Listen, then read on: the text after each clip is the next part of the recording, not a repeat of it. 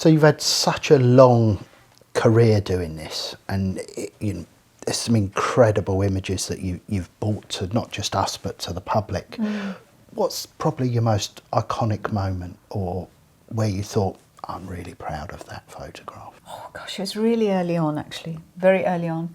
At the end of my first year when I was working at the Rainbow, in fact, just about a year, I did the cover of Melody Maker with a picture of Roger Daltrey with all his fringes flying and everything.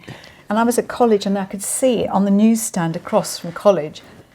I was like, my God, that's my picture on Melody Maker cover there, That I don't think I'll ever get over that. No. So once everything was downhill after that from 1972, the cover of Melody Maker as a first year student. It was massive. I think massive, yeah. I don't think people realise today in this digital and social media age just how important imagery was, and certainly from the 60s, the 70s, and certainly the 80s. Pre-digital, everything was about magazines, paper, photographs. Yes, it was. It's now you just see it on your phone or an iPad or a screen, but then there's something magical. There's something just tactile about photographs, and I'd imagine it really, really was an amazing moment for you to see. Well, also it was the time of the darkroom. I mean, I'm just looking here. We've got some darkroom prints here. There's this one here, Richard Mann of Sid Vicious and Nancy.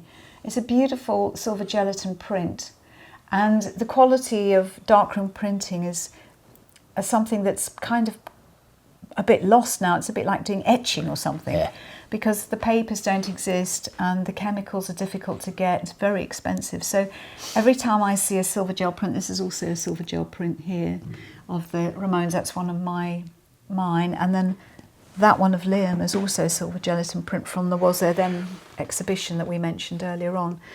There's something about the quality of the print, and then digital printing was brilliant for colour. Yeah. Because colour photography before digital, the papers were not very good, the colour reproduction wasn't very good, and digital was the true revolution for me, was in the printing. And you said about the darkroom. Yes. I know with this particular print of Jimi Hendrix, yes, you put an awful lot of work into actually bringing this print to what we're seeing now. Absolutely, yeah. This fantastic shot of Hendrix here, looking at the sheet music. Yeah. This image came to us from a photographer called Colin Purvell, who told us that he'd had a flood in his basement. And he brought this negative that was in a terrible condition. And our team scanned it, and then I think it took about 3 months to clean it up. And what was revealed is this extraordinary picture of Hendrix circa, I think, probably 1967. Yeah, so before he'd recorded All Along the Watchtower. Yeah. And he was able to read sheet music because of his background working in bands.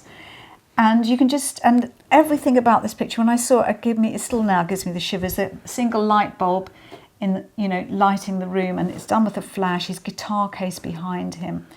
I think it's an absolute masterpiece, this image, and it'll, if there's one image I'm proud of that Rockarchive has brought to the public, it's this one by Colin Purvell, because it's historic. And I remember sending it also to Bob Dylan's manager, who I presume passed it on to Bob Dylan, because for Bob Dylan that would be a very interesting picture as well, connecting him with Hendrix in this way.